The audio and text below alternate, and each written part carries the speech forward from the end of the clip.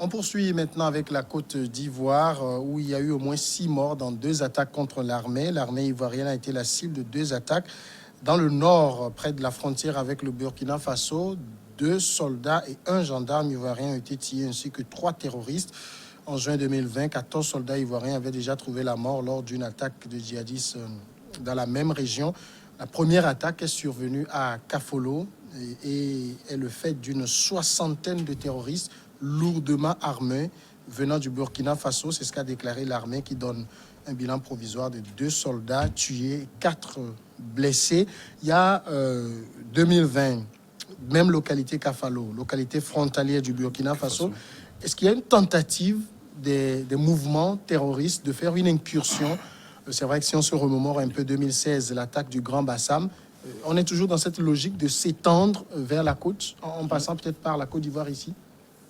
Un peu comme ça, mais ce qui se passe en Côte d'Ivoire a plus de relents plus politiques que terroristes. Les gens, oui. Les gens veulent peut-être prendre des armes pour pouvoir faire triompher leurs idées. Ce n'est pas ce qu'on voit, le djihadisme qu'on voit au Mali ou au Niger, où clairement il n'y a pas de revendication claire, il n'y a pas de demande, de cahier de charge clair pour dire que nous voulons ceci. C'est pour ça que nous agissons. Je ne pense pas que c'est ce qui se passe en Côte d'Ivoire. En Côte d'Ivoire, c'est la mésentente entre la classe politique qui favorise ces incursions-là. Oui, mais déjà, quand vous prenez les mouvements djihadistes qui agissent au Mali, au Niger, au Burkina, se réclament d'aucune idéologie, on ne sait pas pourquoi ils se battent. Oui, c'est ce que je dis, qu'au Niger et autres, c'est ce qui se passe. Mais en Côte d'Ivoire, quand bien même il n'y a pas de revendication claire, tout le monde sait que ce qui se passe est politique. Moi, je vois ça plutôt sous cet angle. C'est-à-dire que c'est des politiques qui essaient de déstabiliser, de fragiliser l'État ivoirien. Ce n'est pas des mouvements djihadistes à l'instar de ce qu'on voit au Niger, au Mali ou quoi là. Non, je ne pense pas que c'est ça. N'oubliez pas que la Côte d'Ivoire sort d'une guerre, d'une rébellion qui a encore des poches, en tout cas des rebelles qui se sont retirés et qui ont des bases arrière dans des pays, le Libéria, la Sierra Leone et autres, et qui viennent chaque fois frapper parce que vous vous rappelez, entre-temps, qu'il y a eu même des Togolais qui étaient signalés dans certains mouvements armés là, sur ces frontières de Libéria. Et on disait qu'il y a des Togolais parmi eux. Ça veut dire que c'est des gens, c'est des mercenaires qui se sont fait recruter, en tout cas des jeunes qui se sont prêtés à ce jeu et qui ont été utilisés pour atteindre des objectifs politiques. Et donc, c'est ce que je dis. Pour moi, au Niger, au Mali, oui, c'est du djihadisme, puis ils viennent, ils terrorisent, ils frappent, ils quittent sans aucune revendication concrète. Par contre, ici, même s'il n'y a pas de revendication, tout le monde sait qu'on veut déstabiliser l'État. On veut bouger un peu les lignes de façon violente. C'est ce qui n'est pas obligatoirement ce qui se passe au Mali et au Burkina. Mais ceux qui, côté ennemi, ont été tués, l'armée les a clairement désignés par le vocable terroriste. Ils n'ont pas de choix. Même s'il y a des gens qui prennent des armes pour faire un coup d'État, on les traite de terroristes. En traite de terroristes. Vous vous rappelez du 23 septembre au Togo? Oui. C'est vrai que dans notre contexte aujourd'hui, terroriste a une autre, une connotation. Une autre connotation. Parce que pour vous, c'est quoi? C'est une logique expansionniste des mouvements terroristes qui sévissent au Burkina, ou carrément, comme Dimas le dit, une logique politique? C'est un peu flou. Il y a une confusion. Vous savez, c'est une répétition. Cette zone-là est censée, depuis un certain moment, il y a des attaques à travers cette zone-là. Cela peut être identifié comme des manifestations, des mouvements politiques. C'est vrai, comme Dimas l'a dit tout à l'heure, pour fragiliser, pour titiller un peu le pouvoir d'Abidjan. Et parce qu'il n'y a pas de revendication. Pour l'autre fois, il n'y avait pas eu de revendication comme cette fois aussi. Et cela peut cela peut s'apparenter à une certaine resurgence des mouvements, hein, parce qu'il y a, vous savez, comme Dimas l'a dit tout à l'heure, la Côte d'Ivoire est sortie quand même d'une guerre civile où il y a toujours des poches de résistance. Il y a des gens qui n'ont pas toujours déposé les armes, et cela peut être interprété ainsi. Mais au-delà, il ne faut pas aussi exclure les tentatives les tentatives d'une percée des mouvements terroristes. Ça peut aussi, parce que vous savez, c'est Côte d'Ivoire et Burkina. Le Burkina est toujours est déjà secoué, plusieurs fois secoué par les attaques djihadistes. Donc ça peut être des ramifications. Hein. Ils sont en train de tenter le terrain pour voir si ce terrain peut être fertile, un terreau sur lequel ils peuvent surfer pour arriver, vous savez, c'est en 2016, le truc de Bassam, je crois que c'est... Oui, 2016, c'est en mars 2016. Oui, c'est en 2016, il y a de cela 5 ans. Il y a de cela 5 ans, avec il y a eu 19 morts. Donc, et ça, c'est des attaques djihadistes. Hein. Oui. On se rappelle encore de tout ce que cela engendre. Donc, c'est dire que la Côte d'Ivoire, cette partie de la Côte d'Ivoire n'est pas en sécurité. Et tout peut arriver par là. Donc, si dans les décombres, les forces régulières parlent des terroristes, vous savez, ailleurs même, les gens ont été arrêtés avec des couteaux, hein, et puis comment on l'appelle, des gris-gris. Des gris-gris, qui sont aussi considérés comme des terroristes. Donc, c'est possible. Hein? C'est possible. Bon, donc, de toutes les façons, vous savez que les terroristes, comme la zone là est en train d'être s'ouvre, ça peut permettre aux terroristes de pouvoir s'ériger, de pouvoir élire leur base à travers là pour pouvoir atteindre les autres parties de la côte. Donc, il va falloir surveiller cette zone-là pour éviter que les terroristes s'en mêlent et que ne créent de la désolation. Mais si on veut peut-être suivre le déroulement des faits, les deux localités qui ont été prises pour cible, notamment Kafolo et Kolobougou, c'est des localités frontalières du Burkina. Donc on a des ramifications, oui. C'est-à-dire c'est des gens qui sont descendus du Burkina pour perpétrer ces attaques-là. Est-ce que ça n'exclut pas la logique politique? Non, je ne pense pas. Pas obligatoirement, parce que pour avoir même la rébellion qui a abouti au schisme, à la scission du pays en deux, et avec ceux qui se Bouaké au nord et Abidjan ici, ils ont eu une base arrière. C'était passé par le Burkina pour rentrer dans le pays. Et donc, c'est facile d'avoir une base arrière si les autorités politiques de ces pays laissent faire. Donc, ça aussi, c'est possible. Donc, ça n'exclut pas. Ça ne veut pas dire que c'est obligatoirement ce que nous disons. C'est ça qui est vérifié. Mais ça s'apparente à cela. Vous voyez, non? Ça peut être aussi des djihadistes. Mais pour moi, si c'est des djihadistes, je ne vois pas comment les djihadistes peuvent avoir facilement le Burkina comme base arrière pour venir s'attaquer à la Côte d'Ivoire. C'est pas facile parce que le Burkina n'est pas déjà un endroit où ils vivent en paix, où ils sont bien accueillis. Ils sont combattus au Burkina aussi.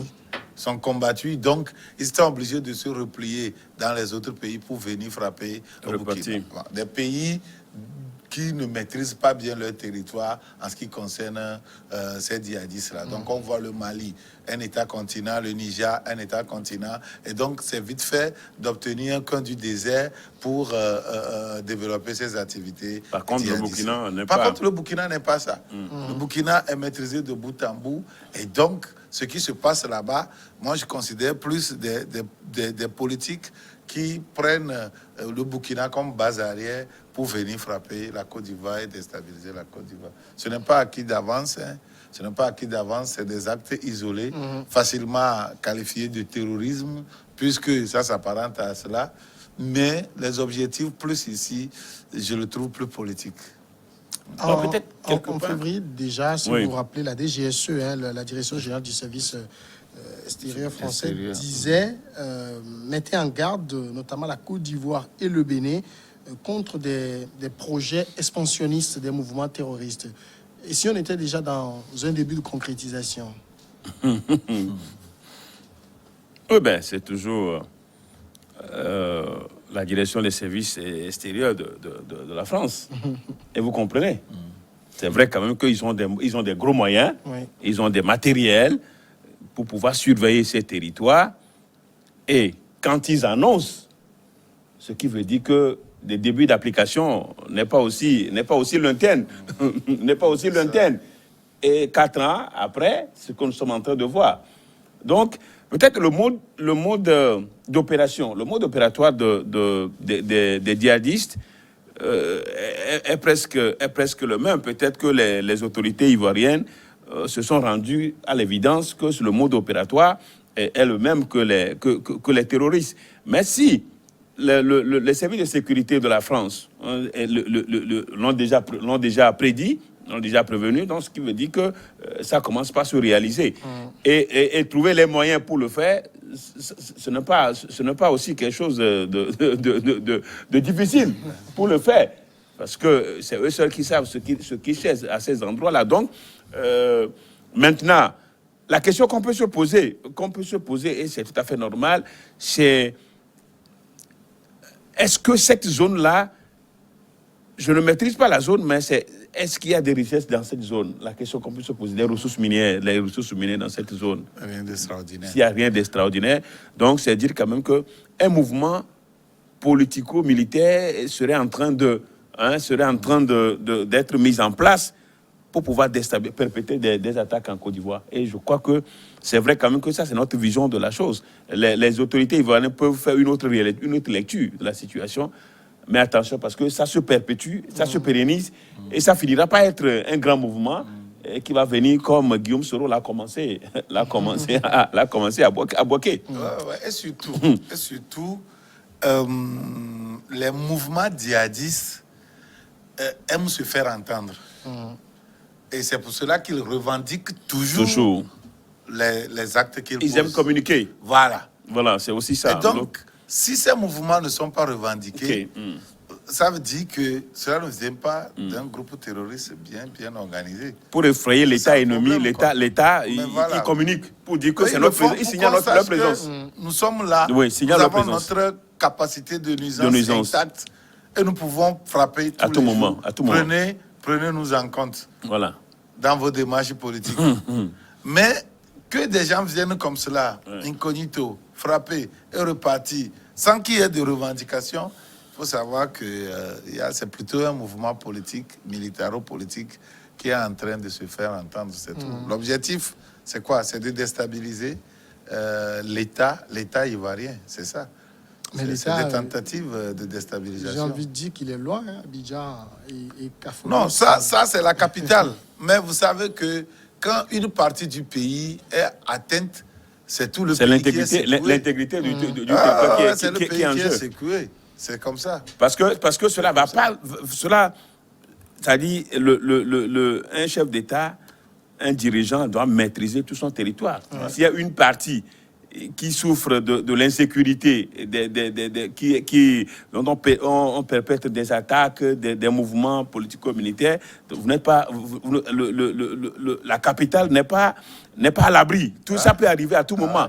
Donc, c'est pour permettre, ça peut aussi être un souci pour l'État central.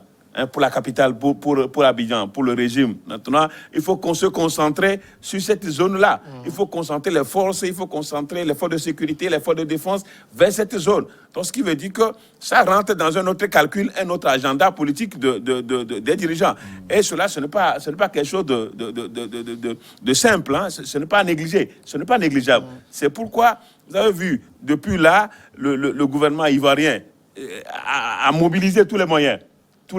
Et il y a eu même des morts. Il y a eu 3-5, il y a eu des morts du côté des assaillants, comme du côté de l'armée régulière. Côté armée, 3 morts De l'armée côté régulière. Bon, donc, quand est-ce qu'on peut minimiser quand il y a mort, quand il y a 3 morts du côté de l'armée régulière? Est-ce qu'on peut minimiser ça? C'est sérieux?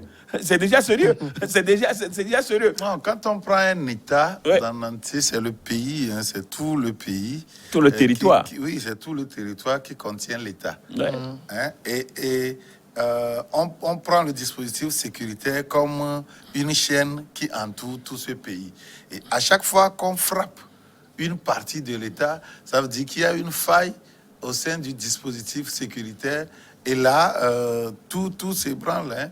Tout est mis tout est ébranlé plutôt. Tout est ébranlé. Et puis, vous allez voir que les réunions qui seront tenues aux états-majors, aux différents états-majors et à la présidence Va être consacré. va être consacré à cela. Hein? Donc, oui, je pense que l'objectif, c'est de déstabiliser l'État ivoirien. Samuel, c'est ce qu'ils veulent l'État, faire. c'est comme le corps humain. Vous prenez le corps partie. humain. Dès qu'une partie, dès que vous avez une plaie, si vous avez une plaie ici au doigt, mais c'est tout le corps qui souffre. Tout le corps va souffrir certainement. Et donc, dès qu'il y a une partie qui est en train de subir le coup, donc c'est tout le pays en principe qui est concerné. Et cela préoccupe l'État central qui dit, ah mais il faut faire tout et tout pour sauvegarder, pour avoir l'intégrité territoriale. Donc peut-être, certainement, on ne le dirait pas que c'est des voyous, c'est des bandits qui viennent juste semer la désolation à cette partie de la Côte d'Ivoire. Mais peut-être il y a une intention, hein, c'est des gens qui ont une certaine intention, hein, pour continuer par prendre cette partie de la Côte d'Ivoire et inquiéter le pouvoir d'Abidjan. Alors, quand on parle de, si je veux rester dans la logique politique derrière cette attaque, on peut voir quel visage. Aujourd'hui, quand vous prenez l'intérêt de la Côte d'Ivoire, les classiques de l'opposition, j'ai envie de dire, sont un peu rentrés dans les rangs. Qui est une menace aujourd'hui pour Alassane Ouattara? Vous avez vu qu'il y a toujours des hommes en tenue en Côte d'Ivoire qui ont toujours revendiqué, en tout cas qui se sont mis dans une posture d'intransigeance. Ils ont fait des déclarations, ils ont menacé les dirigeants, ils ont fait beaucoup de choses. Donc, oui, c'est comme ça. Hein. Un visage, non, ce serait difficile de vouloir obligatoirement mettre un visage. Oui, au même moment, que même, je pense en 2002, quand la rébellion commençait, il y avait un visage. Pas On au connaissait départ. ce qu'il incarnait. Pas au départ. Ça a pris beaucoup de temps avant de voir Soro derrière. Et bien le cerveau même de cette rébellion, Alassane Ouattara. Alassane Ouattara, c'était même le cerveau.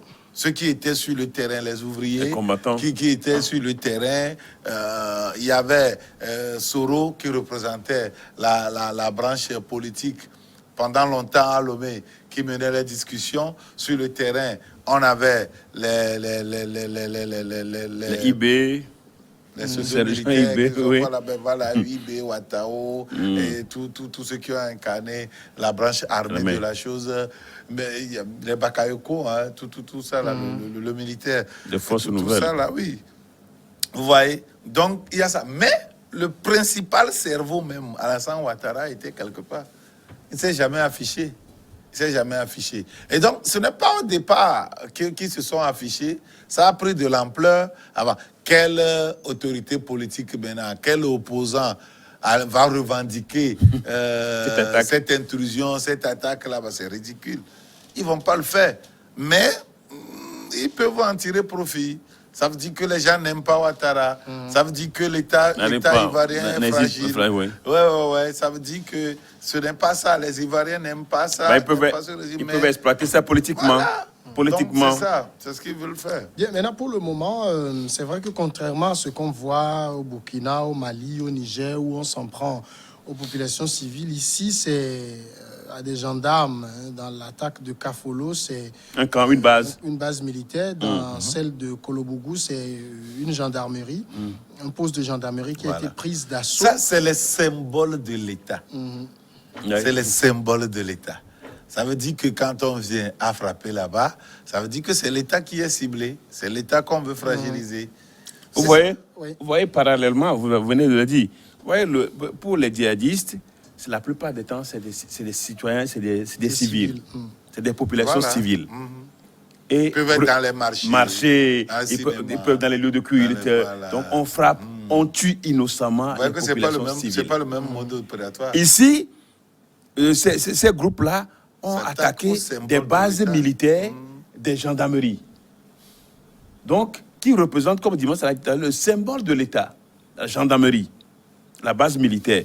Bon, donc, c'est pour dire qu'ils attaquent même le cœur de l'État. Ils attaquent même le cœur, la sécurité de l'État. Et l'important, ce qui est important, c'est que des fois, quand c'est comme ça, s'ils arrivent à avoir le dessus, ils peuvent ramasser les armes. Mais bien sûr. Ils peuvent s'emparer l'objectif, des armes, d'ailleurs. des ça équipements l'objectif. militaires. C'est ça l'objectif. Pour retourner et puis compléter leur armement pour les prochaines fois. Voilà un peu la tactique ici. Et il y a une nette différence entre le mode des djihadistes par rapport à ce que ce groupe est en train de faire. Il n'y a pas de revendication. Donc, c'est dire quand même que cette zone-là de l'État ivoirien est visée et que souvent c'est comme ça. C'est un petit commencement. C'est un petit commencement pour voir comment est-ce que l'État va réagir. Et donc, c'est pour dire quand même que l'État ivoirien a quelques soucis à se faire à cette zone. Parce qu'en principe, on devait être équipé, on devait être aguerri et surtout protéger cette zone-là, sachant qu'elle est souvent au proie à des incursions des groupes venant de l'extérieur. Justement, ce que vous dites, on le disait, 2020, il y a eu une attaque dans la même localité de Kafolo. Et cette fois-ci, il y a une soixantaine, hein, je reprends les termes du communiqué de l'armée, une soixantaine de terroristes lourdement armés venant du Burkina. Comment ils ont pu les compter? Alors, pourquoi ils n'ont pas parlé de C'est une 50? maintenant, c'est une estimation. on est quand C'est même une dans estimation. une zone, comme je le dis, qui a déjà été la cible d'une attaque. Oui. Mais quand on regarde le bilan, on n'a pas l'impression que le détachement militaire, la base militaire était très préparée. Hein, Est-ce à que une vous nouvelle attaque. pensez, est-ce que vous avez une fois vu des terroristes qui veulent aller frapper, des mouvements djihadistes, hein, et qui sont plus d'une cinquantaine à aller opérer? C'est rare. Ça Bon, ne il se y, passe pas en a comme quand ça. même au Niger. Non, la quand plupart ils attaquent des bases. Non, ils ne sont pas nombreux militaires. comme ça. nombreux. Ils ne sont pas Ouais, très ils viennent nombreux à dos comme de ça. moto, très nombreux. hein. Ouais, Non, c'est à non, moto. non. Ouais, mais Oui, s'ils sont c'est en à moto. moto, mais ils sont combien? Pour être 50, il faut 30 motos. Ils ne peuvent pas le faire comme ça. Vous Ils voyez. seront découverts. Voilà. S'il y a 50 motos Voilà, qui arrivent, bon, s'il y a qui 40 arrivent motos comme qui ça, arrivent, 25 non. motos qui arrivent, c'est une marche des motocyclistes. Ils sont lourdement armés, mais pas nombreux comme ça. Pas nombreux comme ça. Qu'est-ce que je voudrais dire par là? Je voudrais dire simplement que c'est des gens Est-ce qui... qu'ils étaient à bord d'un commandement de véhicule? On n'a pas dit. Bon, il n'y a pas eu de précision. Il n'y a pas eu de Oui. précision aussi. Et ils ont frappé, ils se sont repliés. Ils se sont repliés, Bon, ça veut dire... l'armée dit quand même que bon, il y a 2 soldats tués, 4 blessés côté ami, et 3 terroristes tués, 4 interpellés et du matériel logistique saisi, notamment armement, radio, munitions et motos. Vous voyez, non? Et vous pensez que le territoire burkinabé peut être traversé par Les des djihadistes. armements, radio, moto, par plus d'une soixantaine de personnes lourdement armées de la sorte? Traverser, en tout cas quitter le désert nigérien ou malien, venir traverser le territoire burkinabé, aller frapper en Côte aller d'Ivoire. frapper et revenir. Vous pensez que c'est facile C'est un comme peu ça? compliqué. C'est un peu Non, compliqué. aucun État n'est aussi poreux que ça. Hein. Non, non, non. Ça veut dire qu'il y a des mouvements politiques qui se servent du Burkina comme base arrière pour venir déstabiliser la Côte d'Ivoire. Ça, c'est clair. Il n'y a pas d'autre lecture que ça. Hein. Et puis, les combats ont vraisemblablement été intenses, hein, puisque le communiqué dit que l'armée a repoussé les assaillants au terme d'1 heure de combat intense. 1 heure de combat et le Burkina n'est pas alerté. Voilà. Pour dire que C'est- telle zone, c'est- il y a c'est- de quoi là, donc ils peuvent se replier. Et c'est donc, c'est un peu ça ma préoccupation. Je veux dire que 1 heure de combat, en principe, cela devait réveiller les forces du Burkina. Parce que, comme il a dit tout à l'heure, le Burkina Faso est sur le qui-vive. En alerte maximale, même en alerte maximale par rapport au mouvement terroriste. Hein. Et donc, on ne peut pas admettre qu'un groupe d'un nombre aussi important puisse circuler, puisse passer par le territoire burkinabé, hein, avec de lourds armements, hein, pour aller frapper en Côte d'Ivoire. C'est dire que aujourd'hui, c'est vrai quand même que c'est le terrorisme qui est en vogue, donc on habille tout mouvement. Hein, tout mouvement, on l'habille de Tout mouvement connotation. insurrectionnel est Habillé en terrorisme. mouvement terroriste. C'est un peu ça. Il faut qu'Abidjan puisse, j'ai envie de dire, qu'est-ce qu'Abidjan peut faire pour... Mais Abidjan a l'obligation de contrôler son territoire, de tout faire pour protéger les. C'est comme s'il y a une partie quelle partie qui échappe. Mais Hein. c'est inadmissible qu'on vienne. Hein. C'est ça, c'est une véritable guerre. Ce n'est plus un mouvement terroriste. Quand on vient chez vous, on tire pendant une heure, 60 minutes, sans que les hélicos militaires ne décollent, ne soient déployés. Voilà, la force, en tout cas l'armée de l'air ne puisse décoller, contenir ces gens. Il y a un problème là. Il y a un problème, comme tu le dis, il y a un problème parce que la zone là est instable. Le pouvoir d'Abidjan doit savoir que c'est que cette zone là est instable. En principe, il doit avoir une base non lointaine, hein, qui puisse surveiller la zone en cas d'attaque. En cas d'attaque, pour qu'il y ait rapidement de riposte. Mais si pendant une heure c'est grand, hein, une heure de combat et qu'il n'y a pas eu de riposte en tant que tel, je crois quand même qu'il y a un problème. Il y a un problème quelque part. Où se trouve l'escadrille? Oui, voilà, où se trouve l'escadrille. Hein? D'accord. Les forces d'intervention rapide sont où? Les forces d'intervention rapide sont où? Et revenir pour en parler éventuellement. Nous allons partir pour la grande pause et on revient après le journal.